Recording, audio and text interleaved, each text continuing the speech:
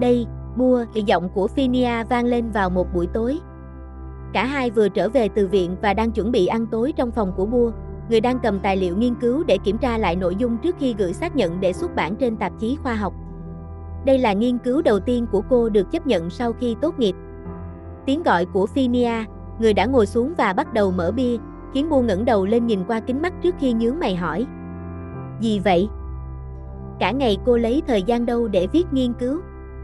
Tôi thấy khi rảnh cô chỉ ngủ, về phòng lăn qua lăn lại một chút là ngủ. Viết trong mơ, Bua trả lời với ý định chọc tức. Viết giúp tôi đi, Phinia nói. Tôi có file thô kết quả thí nghiệm đã lưu lâu rồi nhưng không có thời gian viết. Cho tôi tên đầu tiên nhé, tôi sẽ làm, Bua đề nghị. Nếu đồng ý thì gửi vào email cho tôi. Bua vẫn ranh mãnh như xưa. Cô định nhanh chóng xuất bản để xin làm phó giáo sư à? Phinia nói. Cô phải tên thứ 3, giáo sư tên thứ 2. Vậy tự làm đi, Bua nói rồi cúi xuống đọc tiếp nội dung trên giấy. Thật sự thì cô lấy thời gian đâu để làm? Thời gian không ngủ, Bua trả lời. Lúc nghe hội thảo, lúc họp báo cáo tiến độ, đôi khi học cả buổi chiều, lén làm lúc đó. Sẽ mách giáo sư rằng Bua không chú ý học. Tai nghe, tay gõ, hệ thần kinh khác nhau, tách ra, Bua biện minh. Nếu tay không cử động thì tôi ngủ mất, phòng điều hòa mát thế, cô nói. Mà từ khi nào cô trở thành người hay mách lẻo vậy? Ở với cô nhiều mà. Vậy tối nay về phòng mình mà ngủ. Bua, giọng nũng nịu mà gần đây cô thường dùng với Finn vang lên ngay lập tức. Không mà, nói xong cô đứng dậy và ngồi xuống cạnh người kia trước khi tựa đầu vào vai chủ phòng. Không ngủ với cô, tôi không ngủ được. Cô nói quá rồi, Bua cảm thấy người bạn cùng khóa, giờ đã là nhiều hơn thế đối với cô, đặt trán lên vai mình. Có chuyện gì không, Phinia? Nhưng người bị hỏi chỉ ậm ừ trong cổ họng trước khi Bua nghe thấy tiếng thở dài. Tôi chỉ không bao giờ nghĩ rằng chúng ta sẽ đến mức này. Tự nhiên kéo drama làm gì? Bua hỏi vừa nói vừa nhìn người kia. Hay cô muốn nói rằng cô hối hận về những gì đã xảy ra giữa chúng ta? Phinia trả lời rồi im lặng một lúc để suy nghĩ về những gì cô ấy muốn nói với Busea. Tôi đã nói với cô rồi, đúng không? Rằng cô có thể rời khỏi chuyện này bất cứ lúc nào. Tôi rất tiếc vì khởi đầu của chúng ta lại như vậy. Điều đó khiến Bua đặt tờ giấy trong tay xuống bên cạnh. Thế bây giờ thì sao? Cô có hối hận không? Giọng nói nghiêm nghị hỏi và nhận được cái lắc đầu. Nếu bây giờ không hối hận thì đừng nghĩ về lúc đó nữa, Bua nói một cách nghiêm túc. Vì nếu lúc đó bắt đầu khác đi, thì bây giờ có thể không như hiện tại. Lời nói đó khiến Finn ngẩng đầu lên nhìn người kia. Cô nghĩ vậy sao? Cô nghe tôi này, Phinia, Bua nói tiếp rồi mỉm cười khiến người kia không thể không làm theo. Sự nghi ngờ của tôi không phải lỗi của cô. Tôi đã nói rồi, đúng không? Tôi chỉ muốn nó biến mất trước khi quyết định về chuyện của chúng ta, vì vậy đừng cảm thấy tội lỗi nữa. Phinia nhìn Bua một lúc trước khi tiến lại gần và đặt một nụ hôn lên mặt người kia. Tất nhiên, Bua chưa bao giờ từ chối cô ấy dù chỉ một lần. Cô ngủ với tôi mỗi đêm, không chỉ là ngủ không thôi, còn lo lắng gì nữa. Tôi rất tiếc, Bua, vì đã từng cư xử tệ như vậy. Cô cũng không tệ đến mức đó, Bua nói. Này, tại sao tôi phải ngồi an ủi người suýt làm tôi bị đuổi việc? Đúng vậy, người gây ra chuyện nói và cười lớn. Tại sao tôi lại ngốc như vậy trong thời gian dài? Tay người nói chạm vào mặt Bua trước khi tiến lại gần và hôn. Tên đầu tiên. Phinia nói khi rời môi ra, rồi lại hôn tiếp. Cô cứ lấy đi và nhanh chóng xin làm phó giáo sư. Đồ ngốc. Bua kêu lên. Công việc của mình mà lại dễ dàng giao cho người khác như vậy sao?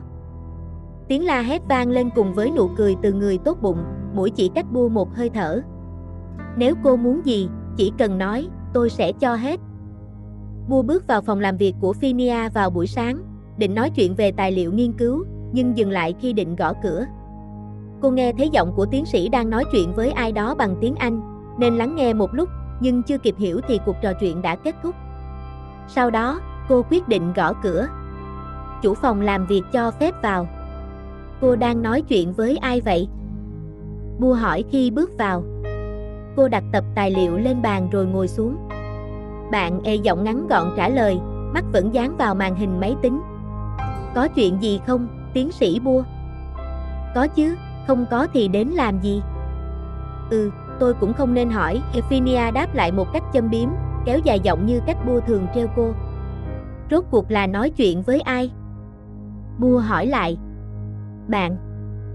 Nếu tôi hỏi lại, cô cũng sẽ trả lời là bạn đúng không? Vậy nói chuyện với ai? Bua lại hỏi câu hỏi cũ. Ôi trời! Bua! Chủ phòng làm việc kêu lên bực bội. Cô định hỏi tôi mãi như vậy sao? Nếu không trả lời thì tôi sẽ hỏi mãi. Vừa nãy cô nói chuyện với ai? Nói chuyện với ai? Nói chuyện với ai? Bua nói liên tục hỏi đến mức có thể hát thành bài. Là phụ nữ, giọng anh rất hay. Rốt cuộc là nói chuyên với ai? Bạn ở Anh. Câu trả lời khiến người nghe nhướng mày. Tôi biết rồi, vì vừa nói là giọng anh. 2. Phinia nghe thở dài nặng nề. Nói chuyện gì? Muốn biết làm gì? Ban đầu không muốn biết, nhưng tình cờ nghe được đoạn cuối mà không hiểu, nên hỏi thẳng. Tính tò mò có trong DNA của loài người hay sao? Không, là tính của tôi. Bua trả lời tỉnh bơ. Rốt cuộc là nói chuyện gì? Không nói. Nếu không trả lời thì làm việc này đi. Nói xong, cô đẩy một xấp giấy A4 dày khoảng nửa gram, tới. Kiểm tra bản thảo luận văn thạc sĩ của hai sinh viên thầy Nisha, khoảng 300 trang. Nói chuyện với bạn ở Anh về xác ướp. Câu trả lời mà Bua muốn nghe đến ngay lập tức, cùng với việc Phinia đẩy tài liệu lại. Bạn có đẹp không? Rốt cuộc muốn biết về xác ướp hay về bạn? Cả hai. Câu trả lời khiến Phinia trừng mắt. Nói về xác ướp trước. Vậy lấy một nửa công việc vì sẽ không trả lời bạn có đẹp không? Chỉ cần nói đẹp hay không đẹp thôi mà. Bua thương lượng. Lấy công việc đi. Tin nói với tay lấy lại tài liệu. Và giúp nghe hai sinh viên này tập bảo vệ luận văn vào thứ Hai tới lúc 9 giờ sáng ở phòng họp nhỏ tầng 2, giúp hỏi vài câu. Nếu trả lời câu hỏi vừa rồi của cô thì có giúp nghe không? Phinia cau mày rồi đưa ra điều kiện. Sợ tập rồi hỏi khó quá, nếu sinh viên không trả lời được sẽ mất tự tin. Nếu cô nói với tôi bạn đẹp hay không thì không cần kiểm tra và không cần nghe. Bua đề nghị. Rốt cuộc là nói chuyện gì? Là người đó, người mà tôi nói là chuyên về văn minh Ai Cập. Người mà tôi gửi nội dung trong cuộn giấy chúng ta tìm được để đọc. Thấy lâu không có tin tức nên tôi theo dõi. Phinia cuối cùng cũng trả lời. Vậy có gì mới không? Không có gì nhiều ngoài sách của người chết. Tin trả lời. Như đã nói ban đầu, có lẽ là của người giàu, vì giấy làm rất đắt, chữ rõ ràng, gọn gàng, chi tiết. Một điều nữa là bài ca ngợi thần có hình vẽ ca ngợi thần Osiris. Xác ướp. Khám phá. Thần của sự sống sau cái chết và linh hồn của Ai Cập, mà thường thì người bình thường sẽ không có đoạn này vì chi phí ghi chép rất đắt. Vậy cô nghĩ sao về cuộn giấy mà chúng ta tìm thấy?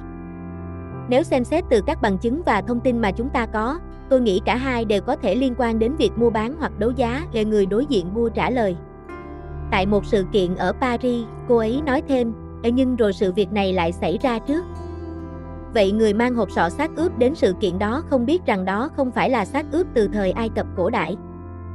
Cũng có thể, Phinia đồng ý, ban đầu, chúng ta cũng không chắc chắn, nhưng vấn đề là có khả năng đây là một vụ án mạng vì vết nứt ở xương hàm dưới dường như không có dấu hiệu tự phục hồi.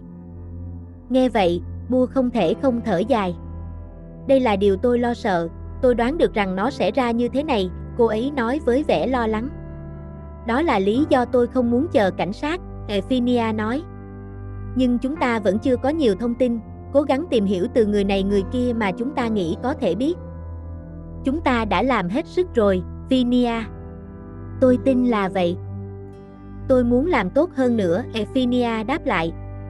Tôi không thích khi biết chuyện gì đã xảy ra nhưng không thể làm gì hoặc phải chờ đợi. Không thích chờ đợi. Bua nói với vẻ mặt đầy câu hỏi. Trừ cô ra, người kia nói ngay lập tức vì sợ bị hiểu lầm.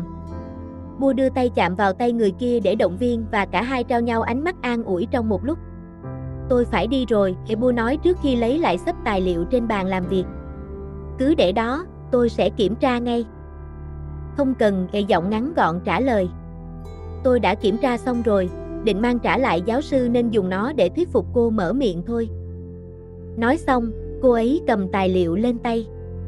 Có vẻ như cũng có chút hiệu quả. Sau đó, cô ấy rời khỏi phòng với nụ cười, nghe thấy tiếng chủ phòng làm việc hét theo sau. Bua, cẩn thận đấy, tôi sẽ trả thù.